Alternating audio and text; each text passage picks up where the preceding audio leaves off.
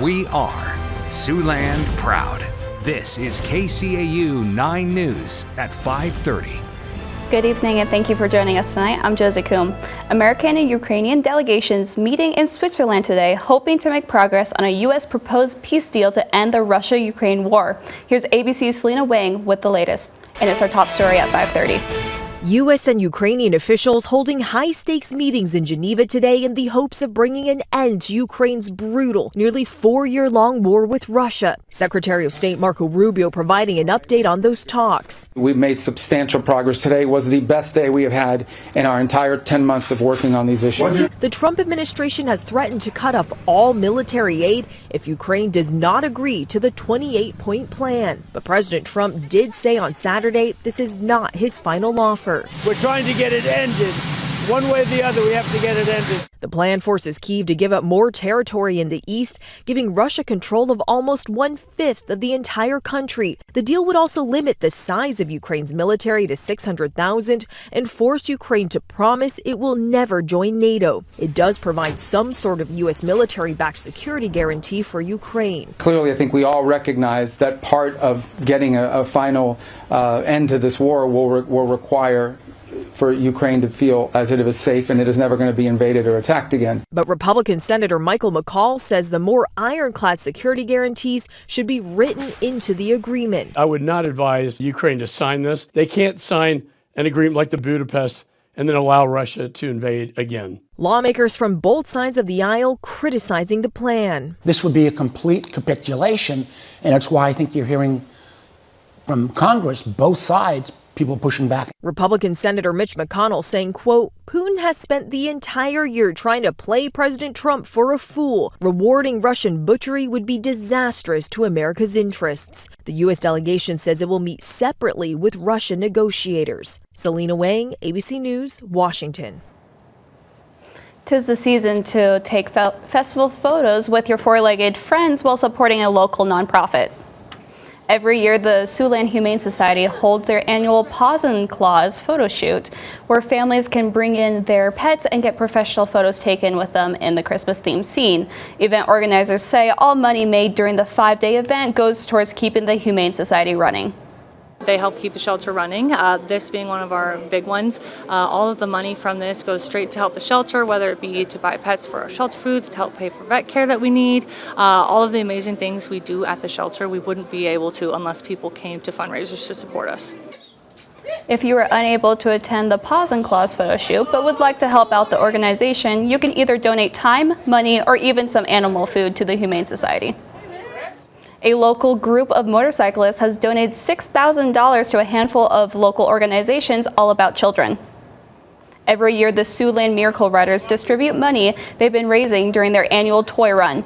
4 large checks were written in Brunsville today for the 4 organizations. First, the Bikers Against Child Abuse and the Lamar's Police Department. Both received $1,000, and the Lamar's Head Start and Sleep in Heavenly Peace were both given $2,000. Sleep in Heavenly Peace organizer says that the money raised will help children sleep soundly at night. It's awesome to see that money because we have people that donate bedding and stuff like that and other products for us, which is good, but sometimes you need the cash for the odds and ends stuff, for the screws to make the beds, for the drills, the impacts, the tools and all that to make these beds, and then the transportation, all that has to be done too. And it's great to see that because now we know we can help another 8 kids with beds. The Siouxland Miracle Riders' next run will happen in August, and organizers encourage folks to ride along, or you can donate to help these local organizations. While the downtown farmers market is usually a summertime thing, it does make an appearance during the winter. The Winter Farmers Market is celebrating its 20th season this weekend in the EMC Expo Center. The event is free to attend and includes about 95 unique vendors. The farmers market manager has more on what was to be expected. I like to think of it as kind of a bite-sized version and a more festive version of the downtown farmers market.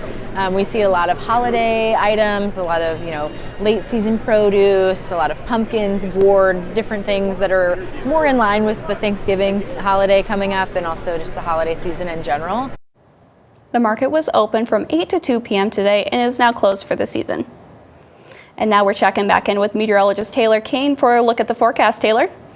So great weather out there to go out to the farmers market if you are able to go to a year-round one. Temperatures right now in Sioux City hanging out in the 50s, seeing some 40s in there sprinkled around. 46 up by Orange City, 45 over by Spencer. Neely at a whopping 57 degrees right now, so definitely a vast array of temperatures across the region.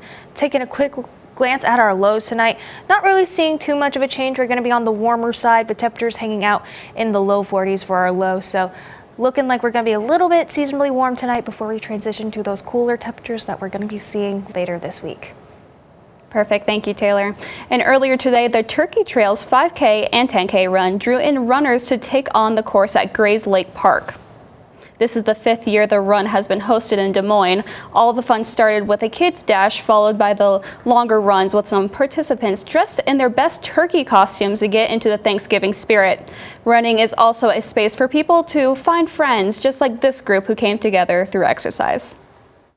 Yeah, we started doing it, yeah. So the first time we met, we did a market-to-market race, and we found out that we both knew her. I worked with her. So we just kind of made this connection like we were all connected somehow. Running is a great place to find friendships, even if you're just going to walk. You know, it's a great way to get your exercise and build. The run brought in 450 runners today. An organization is helping families out this season when it comes to the holidays. Yesterday, Feeding South Dakota put together food giveaway for those in need. Volunteers spent their day helping disperse Thanksgiving dinner items. The giveaway has been going on for around 14 years, but this year is especially important.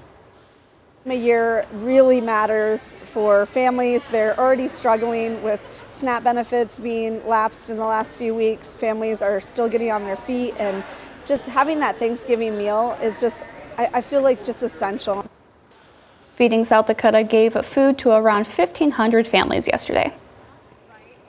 The Thanksgiving travel crush is underway. More than 81 million people expected to be catching flights or hopping around in their cars as they head to their holiday destinations. Here's ABC's Alex Pruchet with the latest. If you're planning on driving to your Thanksgiving gathering, you can expect to have plenty of company on the road. AAA is predicting 73 million people will be traveling by car, 1.3 million more than in 2024. Tuesday and Wednesday afternoon, as well as most of Sunday, will likely see the heaviest traffic. The skies are expected to be busy as well. Flight bookings dropped slightly earlier this month, most likely due to uncertainty during the government shutdown. But airports are once again staffed, and airlines say they are prepared. American Airlines says they're operating nearly 81,000 flights to keep up with demand. United expecting 6.6 million passengers. Airlines for America is projecting 31 million passengers will be flying over the Thanksgiving holiday travel period. 2.8 million passengers expected per day through December 1st.